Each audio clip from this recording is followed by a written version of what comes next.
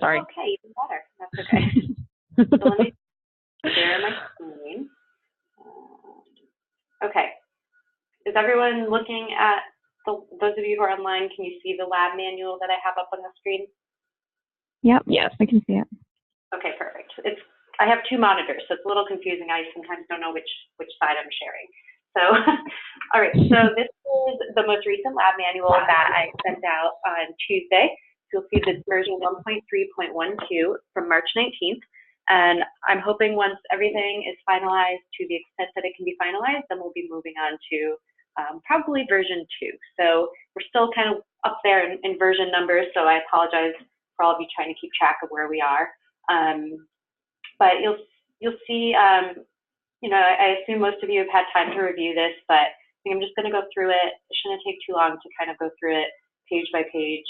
And please interrupt if you have any questions. I'd like this to be as much of a conversation as possible, so that if you have a question as a coordinator, I'm sure somebody else does as well. So please chime in whenever there's something that you're confused about or like clarification. So table of contents, pretty self-explanatory.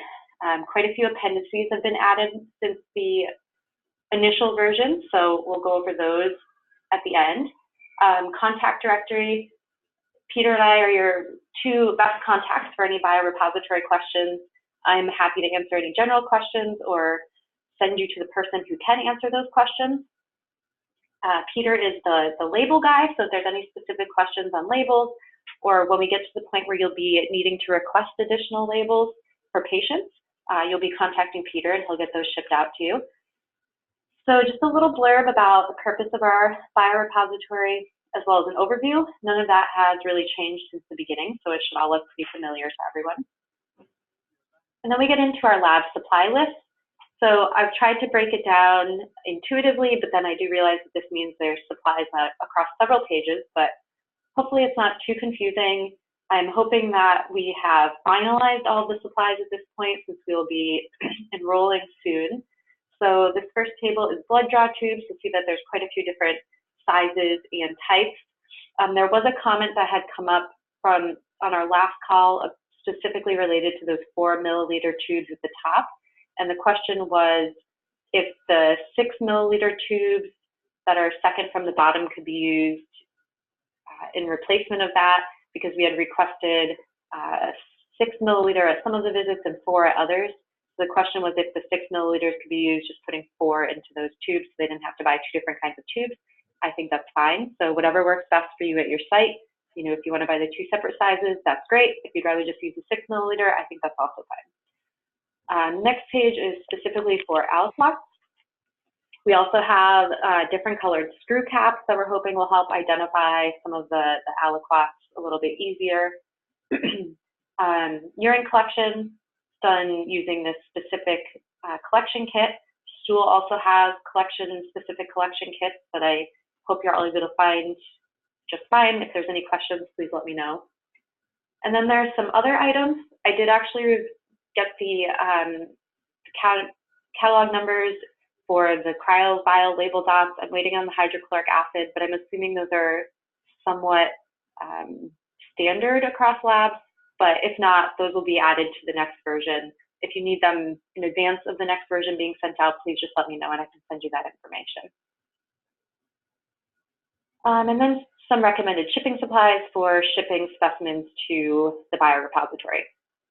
So again, all of these supplies were pulled out of specific protocols that were sent for the different types of specimen processing procedures. So if something doesn't look right, please let me know and I can check into it. You know, there's a lot of different procedures to be working from. And again, if there's something that doesn't look correct to you, please let me know. It's very helpful to have several sets of eyes on all these different numbers and things that we should be buying. Okay, so specimen label guide. This is more for your information, you know, kind of about the process of labeling the specimen tubes, which I'm sure your lab techs have done a zillion times. But if they have any questions on the recommended procedures, they are here in the MOP. And then this is the type of label that we are using. And then the subject ID template, that will be on the tube. So if anyone has any questions about what all the numbers mean on the labels, this spells out the first 5 numbers, which is specific to the subject ID. And then the rest of the digits and characters are here for the research specimen label template on page 14. So again, if there's any questions, you can refer to this to help figure out what the label is referring to. You'll notice again, just as a reminder, that the observational study is done in weeks. So you'll see at the bottom right, study week is week 0, 4, 12, and 24, whereas for the clinical trial, your labels will be listed as day, which is the bottom left. So that is something to keep an eye on, and hopefully the W in front of those study weeks will help identify the observational and clinical trial patients pretty easily, along with that study identifier character as well. Okay, so again, this is just for your information, just kind of knowing how the barcodes are printed, and then specimen collection and processing protocols, which you've seen several times now. Again, the week visits are at the bottom for the observational study, and then we have those visits by day on the labels with clinical trial up top in blue. This is just a table of specimen collection details. This information is listed several times throughout the MOP, but this was confusing pulling it all together, so I think it's okay to have a few different times for review. You'll see a few highlighted items here. These are the items that I wasn't able to get a definite answer on, or we're still missing some information.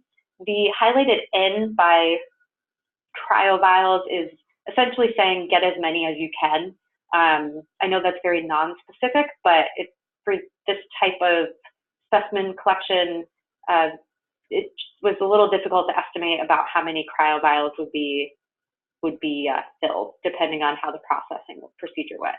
So that's why those are N. Perhaps in the future, once we have a better idea of how many we're actually getting, we could update that to an estimated number of cryovials.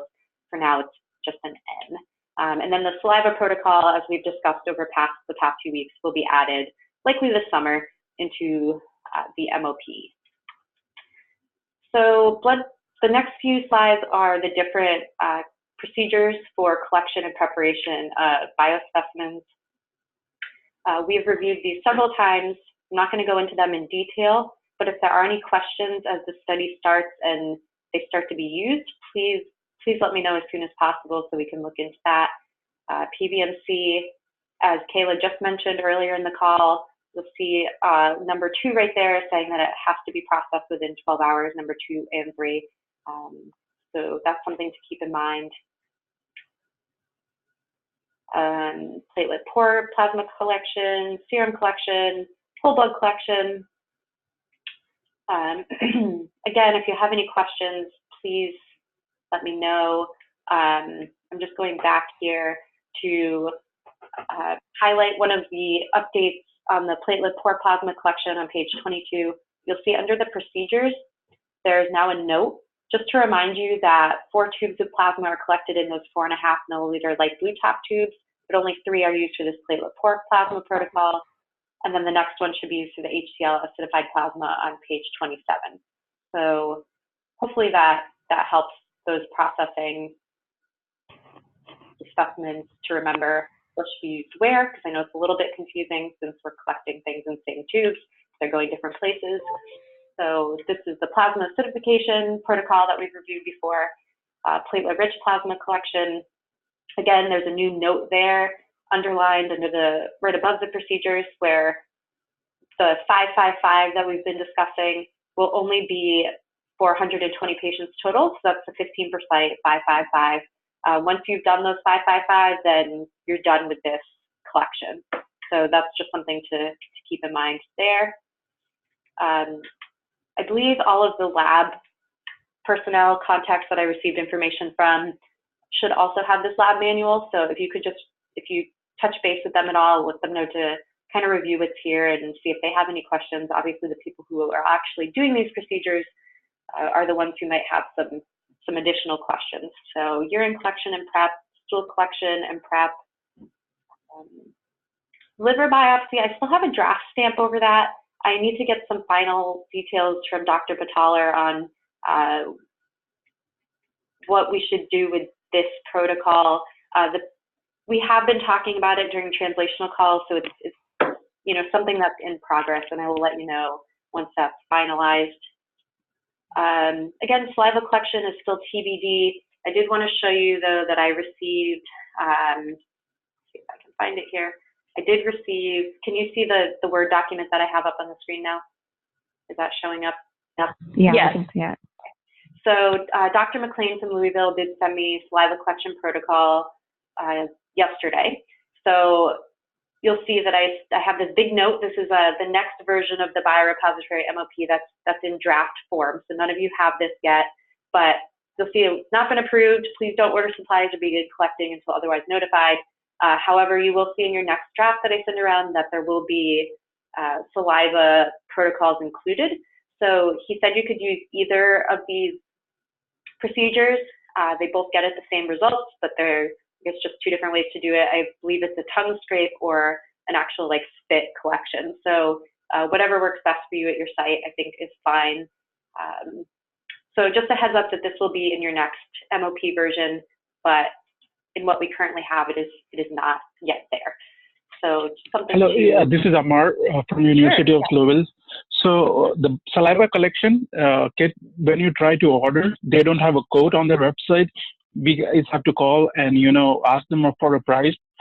So if all of us, all the universities, tell them that we are going to order, they will give a very good price. That's what my point is, like, we should call those and we need a supply and quote the price, because if we order a lot, they drop their price. That's what we saw when we ordered for the other studies. Okay, that's good to know. So we should definitely keep that in mind for a few months from now when we get to the ordering process. Thank you. Okay, so those are all the specimen collection protocols. And then the next two pages review shipment of specimens. So a process that I think is still a little bit in progress, because this is what we've been discussing the past few weeks for entering aliquot labels and entering that data into REDCap. I still just have the original protocol here. I was just talking to Peter this morning, and we'll be working on some revised SOPs in terms of entering aliquot information and putting that information into REDCap. So I'm not going to review this in too much detail right now, but just know that all of the information you need as far as entering aliquot data into REDCap and then sending that information to us or including that information with your shipments is all here in the MOP. And I'm sure this will be something that we're reviewing more once we start receiving shipments from all of you. So I'm not, like I said, going to go into too much detail right now, except to remind you that we are hoping to have quarterly shipping. So you'll see at the bottom, figure 7.1, quarterly shipment months are highlighted in blue. So our first shipment for the study will be in Q2 in June. Next will be September and then December. And then we're not going to, let me not say anything definite. I think the plan is to not implement this staggered shipment unless things get a little bit too crazy. So I think for the first shipment, there will probably be very few specimens coming in. So for that one, we should just plan on, any time in June sending your specimens to us. But once we start getting a lot of samples in, then we will implement the staggered shipping schedule that's shown in listing 7.1. Okay, so the next few pages, again, are just more details on what the REDCap database will look like once all the information is entered. And then we have some packaging information. So you can review this and let me know if you have any questions as far as what you should do for packaging specimens to be sent to the biorepository and how you should label them, who they should be shipped to. You'll see this address several times throughout the MOP, sent to UMass Medical School, to the biorepository specifically. So if you have any questions on that, please let me know. Specific shipment procedures for stool specimens.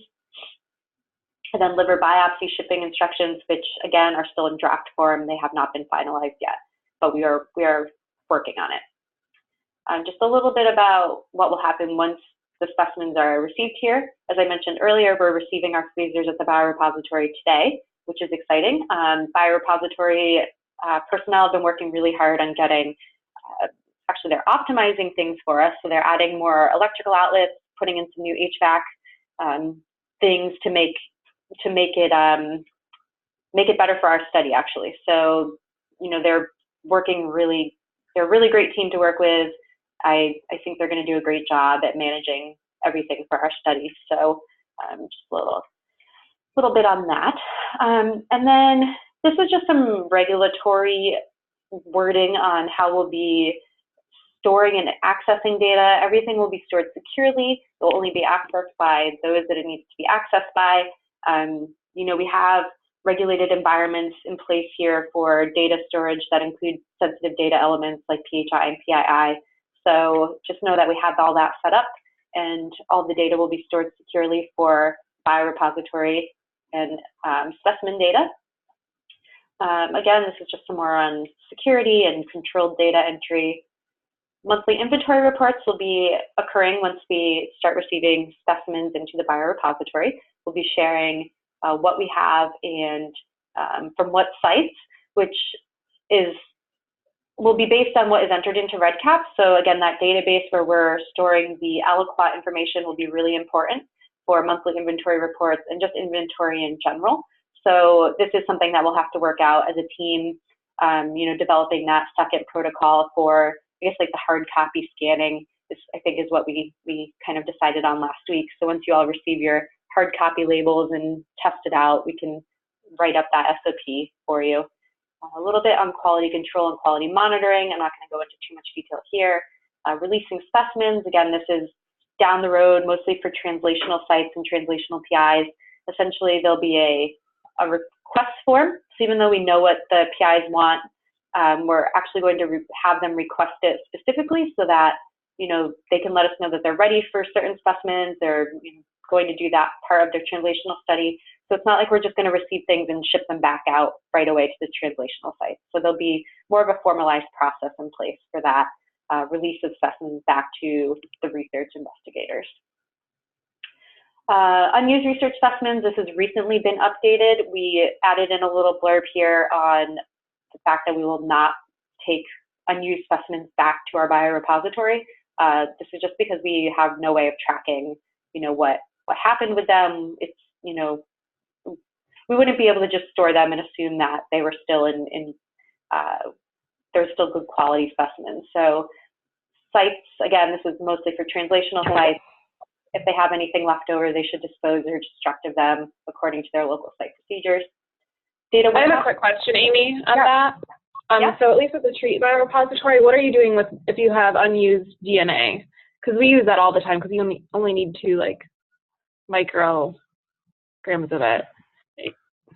That's a good question. I'm not sure that we talked about DNA specifically. Because it's used a lot, and you're only going to get 1 vial. Yeah, you know, or you only get a couple. And same with clinical trial. On the clinical trial, we're only getting day 0 and day 180. But it's the same sample, if that makes sense. So that's a good question to bring up.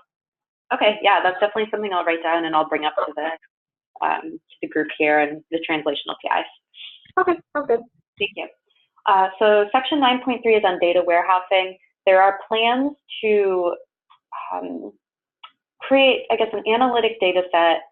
We're just not sure what that will look like yet because we don't really know what the data will look like. And this is from the translational studies. So there's a desire by the translational PIs to have a way to share their research results and research data so that they can, you know, work on projects together and use data from each other's work, which I think is great. And I love the collaborative model of it.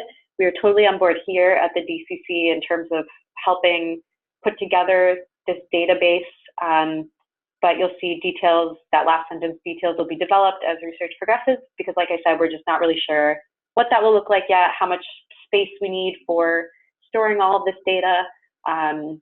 You know, we talked a little bit about like genome-wide analyses can, you know, require huge databases. So, so that'll be something just to keep an eye out for and something we're planning on in the future. Just a little bit of the administrative pieces of the biorepository, which I will skip.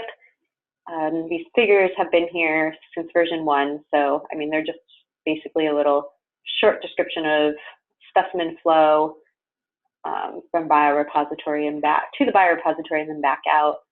Biosamples data destruction request form, in case anyone needs to use that. This is adapted from TREAT, I believe, so it's included here in Appendix B. Then Appendix C is our coordinator handout, which we've discussed over the past few weeks. This kind of outlines exactly what should be collected from which patients and when.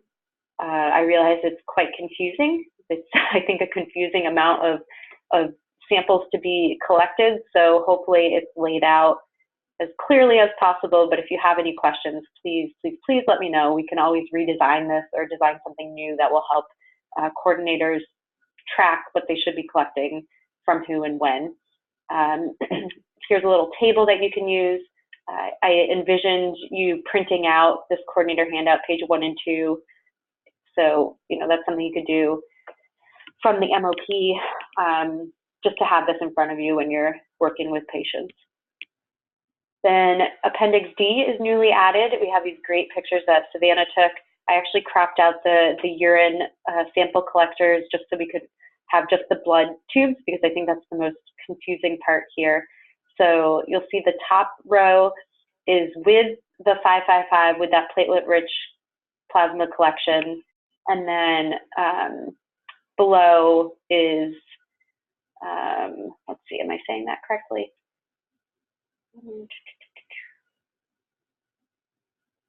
Yes, okay, sorry, because that's with the lavender top tube. So both of these, this entire table is with for including the 555, and then the next page is without the 555. So you'll notice that that lavender top tube is not in the pictures on this page. Thank you for doing this. Thank you to Savannah. This is fantastic. It's very helpful. Yeah, I agree. Thank you. And so I should just note that this page here, the second page of these tubes, is what you'll be using for the majority of the study. This 555, again, is only for those 15 patients from your site. Once you've collected from them, then you're done using the lavender top tubes. Okay, so the next few appendices are just some more details on what each translational. Yes. I think someone was going to ask a question, maybe not, but I thought I heard someone's voice before. Sure. Any questions? Oh, okay. Sorry. Oh, that's okay. Okay, so the last couple appendices are greater details on what each translational lab has requested as far as samples. So I thought this would be helpful to include so that everyone can get an idea of what we're trying to work with here, and maybe a little empathy for how much organization was needed in trying to figure all of this out. And so this is listed by PI lab. There's 2 pages there. It includes the desired number of samples, the amount, as well as the number of patients of each type. So you'll see it's broken down by healthy controls, heavy drinker controls, observational patients with alcoholic hepatitis, and then trial patients. This table, I imagine, will be fleshed out a little bit more, maybe, you know, as time goes on.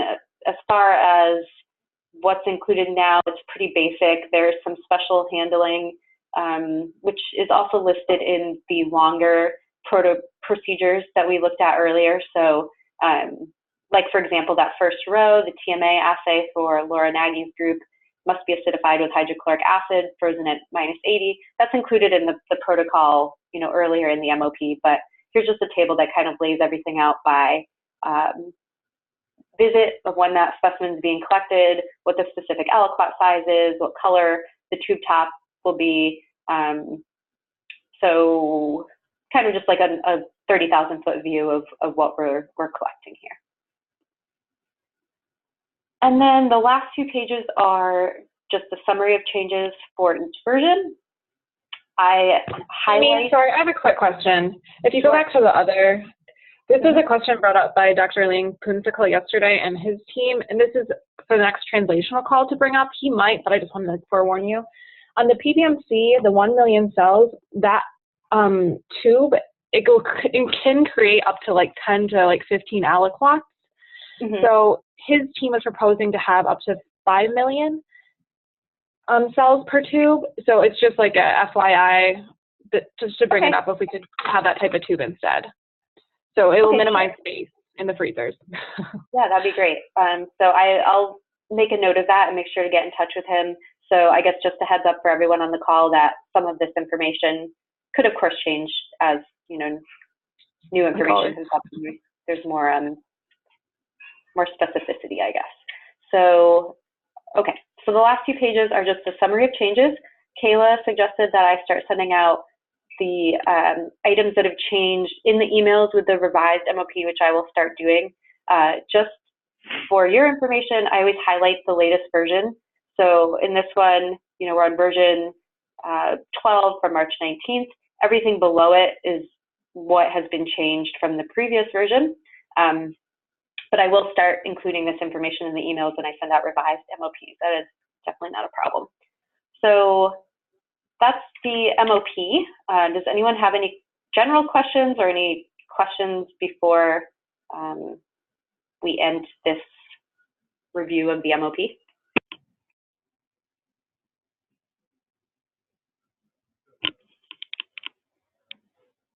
I know that was a quick review, so as you're looking into this further, and I think especially as we start enrolling and using some of the procedures that are in here, you'll probably have some questions. Again, please don't hesitate to ask. I can always make clarifications and revisions and make things easier for everyone working on the project.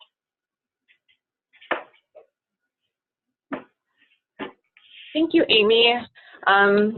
Just to clarify too, to make, or not for you, but for everyone else, just everyone understand the 555, because there was just a lot of concerns initially. But Amy did a really good job explaining it. I just wanted to make sure. Can you actually run, this is Sam from UT Southwestern, can you actually just run through that real quickly? I think I get it, but I just want to make sure. Yeah, sure. I know it's confusing. So, and also, this is one reason why I included what the requests were by each PI. So essentially, this is a request by one specific PI who would like to use platelet-rich plasma in his research, but he only needs it for 120 patients total. So, and of those 120 patients, he would like from 40 healthy controls, 40 heavy drinkers, and 40 observational alcoholic hepatitis patients. So essentially what I did was just divide those numbers by 8, so that each site should be contributing 15 patients total for this research of platelet-rich plasma. Of those 15 patients, 5 will be healthy controls, 5 heavy drinkers, and 5 observational alcoholic hepatitis patients. So you will be collecting this platelet-rich plasma at day 0 for all 15 of those patients, as well as their follow-up visit at days 28 and 90. But once you've collected from all 15 of those patients, then you will no longer be collecting platelet-rich plasma in the lavender top tubes. Hopefully that helps. Yep, that makes sense. Yep. Okay. Thank you. Is there a way we could, I don't know, I haven't seen your red cap, Amy, but is there a way that we could like kind of label it as they insert, or the first 5 of each, so it kind of makes a check mark that they've completed it, or a way to track it? I don't know. That's a good question. Peter, did you hear that question? Yeah, the problem with that is that we have each sample is treated as its own patient, and REDCap can't really look across patients within a patient. So once you enter a record, but we might be able to cook up a report that gives you an idea, but then you'd have to know to look at it. You'd have to know to go over to the report, run it, see how many. Yeah, I'm just trying to think of a way to make it as easy as possible for the coordinators. Would it make more sense to have it in the clinical REDCap database as opposed to the biorepository? That'd be like a question for Jacob and Janetta. Yeah, maybe that's a possibility too. It would have to be actually, because the healthy controls, heavy drinkers, and observational, the only thing I can really tell from the specimen side is whether or not they're any flavor of observational or they're the clinical trial. So I actually don't know who the heavy drinkers are. That's true. Okay, that's a good point. Yeah, but actually I think it would probably be easier in the clinical database anyway. So I don't know if Yeah. that's like just an identifier that could be added, some sort of Or checkbox. just like a checkbox. Jacob?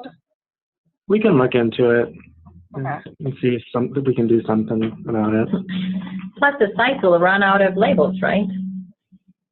That's true. You could use the labels as a check. I mean, we'll do some double checking, you know, but between the labels and the data entry and the clinical, I'm sure we'll have it figured out. Well, the problem with using Talking the about labels, money, like Peter just said, yeah, like you can't distinguish between those three different groups of patients. So like the labels don't tell you if it's a healthy control or heavy drinker or an observational alcoholic hepatitis patient. So unfortunately, like the labels won't be helpful in this case. So I did, that's why I did create this handout. I mean, there's like I know it's not as fancy as REDCap, but there are little check boxes you can use, maybe write down the IDs of the patients. Yeah, we'll create some reports and check on those, some triggers. Yeah, On that because I think that would be good. By the way, talking about running out of labels, so realistically, I'll be away in April. Which sites are likely to use up their 6 patients before the 1st of May? Who's going to need their resupply? I'm not sure. This is Savannah from IU. I'm hoping, but you never know. So, okay. It might be a good idea to define at least IU, because I know we're going to be enrolling soon. IU, okay. I'll give you guys a booster pack. The reason I'm holding back is there might be a few adjustments, and I wanted to wait for that first wave to complete before we adjust, because we have to make other adjustments anyway. But you guys will get another 6, or do you want 10? I think 10 total would be fine. I don't think we'll do more than that in a month. I meant like I have 6, and then I don't think many more than that, just in case. Sounds amazing. Alrighty. Can you send UT Southwestern too? Because I think we'll probably start enrolling like 1st or 2nd week of April. I mean, I don't know. It's like Savannah said, ideally, we'd enroll that many in April. That's what I'm hoping, but it's hard to say. Okie dokie. Thanks.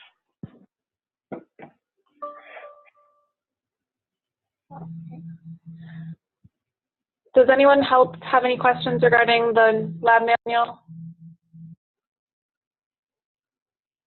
Or do you want Aimee to go over anything additionally? No? Okay. Savannah, do you think we have enough time to review a refresher of the protocol, or do you want to wait till next week? I can do it fast. Okay. I think it'll be fine. It's not that much. Okay, sounds good. So then Savannah's just going to do a really quick overview of the protocol because we're going to start enrolling soon. So take it away. And thank you so much, Aimee, for going through that. That was so thorough, and I feel like I understand it now. So great job. Sure, yep. And you can just email me if anything else comes up. Thank you. Okay. So I didn't want to go over the entire protocol again because we have that on, the YouTube video. So I figured I made this little document, and I thought it might be helpful for everyone. So this is kind of just